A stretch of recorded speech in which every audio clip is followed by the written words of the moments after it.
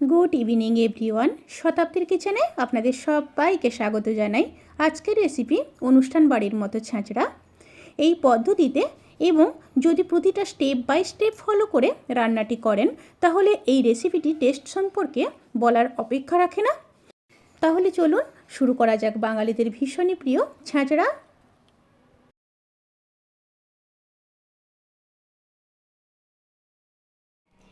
এই রান্নার জন্য যে উপকরণগুলো লাগবে সেটা হলো পুঁই শাক। আমি এখানে ছোট ছোট পুঁই শাক 4 পিস নিয়ে নিয়েছি, কুমড়ো, বেগুন আর আলু নিয়েছি। এই রান্নার মেন উপকরণ কিন্তু এই 4টি। প্রত্যেকটা সবজিকে কেটে ধুয়ে তারপর ফিরে আসছি। সমস্ত সবজি আমার কাটা হয়ে গেছে। এবার মাছের মাথার মধ্যে পরিমাণ মতো লবণ আর হাফ চামচ হলুদ দিয়ে মাছের মাথাটাকে মাখিয়ে নেব। এখানে আপনারা যে কোনো মাথা ব্যবহার করতে পারেন, রুই কিংবা কাতলা কিংবা ভেটকি মাছের মাথাও এখানে ব্যবহার করতে পারেন। আমি এখানে কাতলা মাছের মাথা ব্যবহার করেছি। অনুষ্ঠান বাড়িতে যে মাছ ব্যবহার করা হয় এক্সট্রা মাছের মাথাগুলো থেকে যায়, তো ওই মাছের মাথাটা কিন্তু এই রান্নার ক্ষেত্রে ব্যবহার করা হয়। মাছের মাথাটায় লবণ আর হলুদ মাখিয়ে নিয়েছি। 10 মিনিট একটু রেস্টে রেখে দেব। প্রথমে একটা ভাজা মশলা রেডি করে নেব। তার জন্য নিয়ে নিতে হবে 2 চামচ 5 ফোড়ন। 5 ফোড়নটাকে শুকনো খোলায় ভেজে গুঁড়ো করে নিতে হবে। এই রান্নায় কিন্তু এই মশলা অতি অবশ্যই ব্যবহার করতে হবে, তবেই কিন্তু অনুষ্ঠান বাড়ির মতো টেস্ট এই রান্নায় আসবে। কয়েক সেকেন্ড একটু নাড়াচাড়া করে নেওয়ার পরে মশলাটা খুব ভালোভাবে ভাজা হয়ে গেছে। এবার গ্যাস অফ করে দেব। গ্যাস অফ করে মশলাটাকে নামিয়ে নেব। এবার কড়াইতে বেশ কিছুটা সর্ষের তেল দিয়ে দেব। দিয়ে সমস্ত সবজিগুলোকে প্রথমে ভেজে নেব। প্রথমে আলুটাকে ভেজে নিচ্ছি।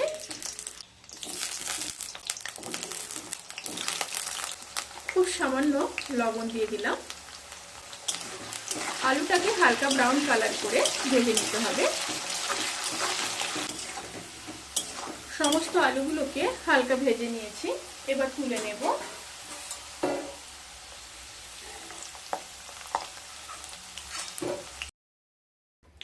এবার কুমড়োগুলোকেও ভেজে নেব।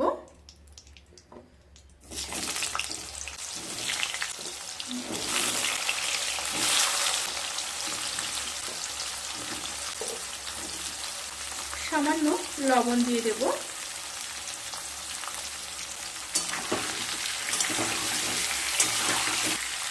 কুমড়োগুলোকেও হালকা ভেজে নিয়ে তারপর ফিরে আসছি। কুমড়োগুলো হালকা ভাজা হয়ে গেছে।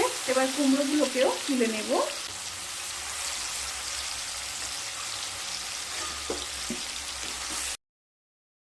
এবার ওই তেলের মধ্যে বেগুনগুলোকেও ভেজে নেব।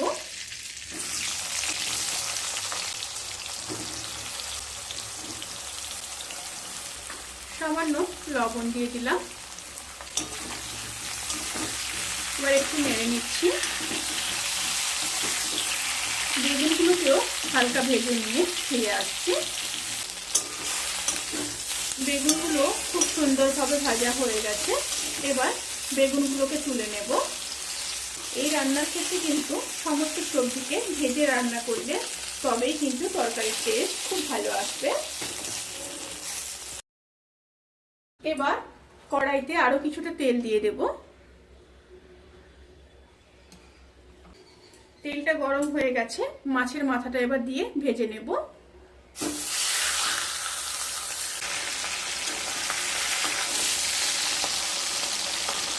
একটা সাইড হয়ে গেছে। এবার খুব সাবধানে উল্টে দেব।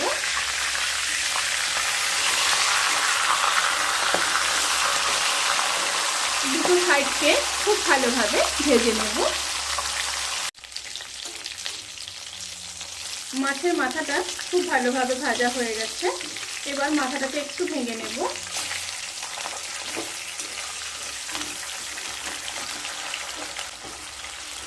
মাছের মাথাটাকে কিন্তু এইভাবে ভেঙে নিতে হবে। কড়াইতে যদি না হয়ে থাকে নিচে নামিয়ে একটা থালার মধ্যে খুন্তি দিয়ে মাছের মাথাটাকে খুব ভালোভাবে ভেঙে নেবেন, তবেই কিন্তু তরকারির টেস্ট খুব ভালো আসবে।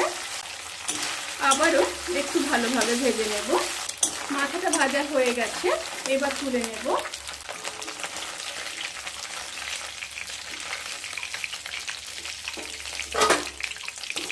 ওই তেলের মধ্যে আরো কিছুটা তেল দিয়ে দিলাম। এবার দিয়ে দেবো দুটো শুকনো লঙ্কা, কয়েকটা তেজপাতা, হাফ চামচ পাঁচফোড়ন দিয়ে একটু নেড়ে নেব। তেল থেকে যখন সুন্দর একটা স্মেল বেরোতে শুরু করবে, সেই সময় কেটে রাখা দুটো বড় সাইজের পেঁয়াজ দিয়ে দেব।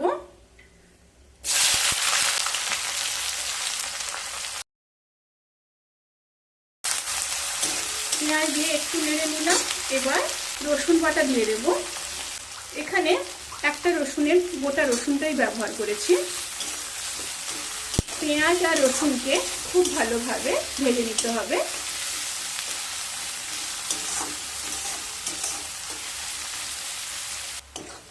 পেঁয়াজ আর রসুন খুব ভালোভাবে ভাজা হয়ে গেছে। এরপর লঙ্কা গুঁড়ো দিয়ে দেব হাফ চামচ, হলুদ গুঁড়ো দিয়ে দেব হাফ চামচ, রোস্টেড জিরে আর ধনের গুঁড়ো দিয়ে দেব 1 চামচ, আর আদা বাটা দিয়ে দেব 1 চামচ। সমস্ত মশলাকে খুব ভালোভাবে এবার কষিয়ে নেব। সাথে অল্প জল দিয়ে দেব, তাতে করে আর মশলা ধরে যাওয়ার কোনো সম্ভাবনাই থাকবে না। আর দিয়ে দেব পরিমাণ মতো লবণ। আমি কিন্তু সবজি ভাজার সময় সমস্ত সবজিতে লবণ ব্যবহার করেছি, আমি সেই অনুযায়ী এখানে লবণটা দিলাম। লো স্টিমে মশলাগুলোকে খুব ভালোভাবে কষিয়ে নিতে হবে।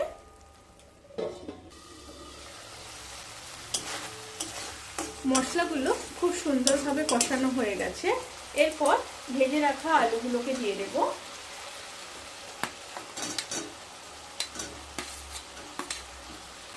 আর সাথে পুঁই ডাঁটাগুলোকে দিয়ে দেব।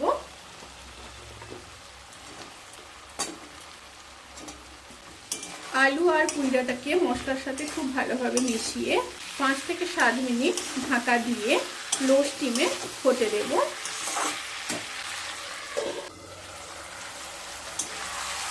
আলু আর পুঁই ডাঁটাকে দিয়ে লো স্টিমে 10 মিনিট খুব ভালোভাবে কষিয়ে নিয়েছি। এক্ষেত্রে আপনারা লক্ষ্য করবেন পুঁই ডাঁটা কিন্তু যেন 80% প্রায় সেদ্ধ হয়ে যায়। আর যদি দরকার হয় আপনারা কিন্তু এক্ষেত্রে জল ব্যবহার করতে পারেন। আমার যেহেতু এখানে নরম পুঁই ডাঁটা ছিল, তাই এমনি হয়ে গেছে, জল আর ব্যবহার করতে হয়নি। এবার ভেজে রাখা কুমড়োগুলোকে দিয়ে দেব।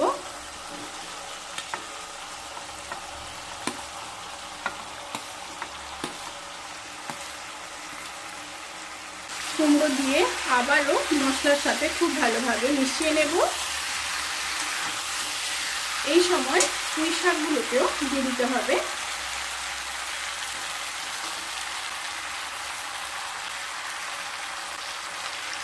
এবার সমস্ত উপকরণগুলোকে খুব ভালোভাবে মিশিয়ে নিতে হবে।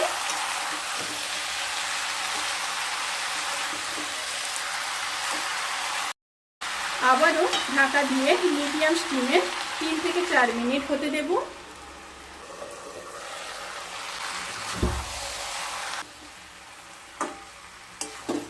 সমস্ত সবজিগুলো কিন্তু খুব ভালোভাবে সেদ্ধ হয়ে গেছে। বেগুনটা প্রথম থেকে দেবেন না, তাহলে কিন্তু বেগুন একদম গলে যাবে। আর যেহেতু আমি কুমড়ো আগে থেকে ভেজে রেখেছিলাম, তাই কুমড়ো প্রায় 90% সেদ্ধ হয়ে গেছে, যার ফলে আর রান্না করতে বেশি টাইম লাগবে না। এবার ভেজে রাখা বেগুনগুলোকে দিয়ে দেব, আর সাথে ভেজে রাখা মাছের মাথাটাকেও দিয়ে দেব। রান্না শেষ হওয়ার ঠিক 5 মিনিট আগে বেগুন আর মাছের মাথা দিয়ে দেবেন। আবারও খুব ভালোভাবে মিশিয়ে নেব।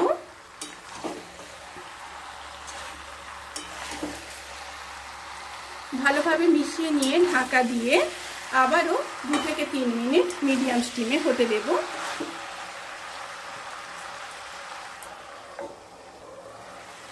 রান্নাটি কিন্তু অলমোস্ট ডান। ভিডিওটি কেমন লাগলো প্লিজ কমেন্ট করে জানাবেন। আর যদি ভালো লেগে থাকে তাহলে কিন্তু সাবস্ক্রাইব করতে ভুলবেন না। আর পাশে থাকা বেল আইকন ক্লিক করে নোটিফিকেশন অল করে রাখবেন। তাতে করে আমি যত রেসিপি দেব সমস্ত লিঙ্ক আপনাদের কাছে পৌঁছে যাবে। উপর থেকে 3টে চেরা কাঁচা লঙ্কা আর 1 চামচ চিনি আর দিয়ে দেব ভেজে গুঁড়ো করে রাখা মশলা 1 চামচ দিয়ে আবারও নেড়ে দেব।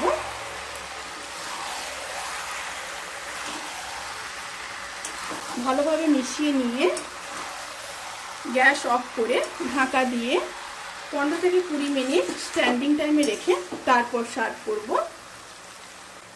ছাঁচেরা সার্ভ করার জন্য কিন্তু একদম রেডি। অবশ্যই কিন্তু আপনারা এই রেসিপিটি একবার ট্রাই করে দেখবেন, অসম্ভব সুন্দর খেতে হয়। আর আপনারা সবাই ভালো থাকবেন, সুস্থ থাকবেন, সাবধানে থাকবেন। আজকের মতো এই পর্যন্ত। পরের ভিডিওর জন্য অপেক্ষা করুন। টাটা।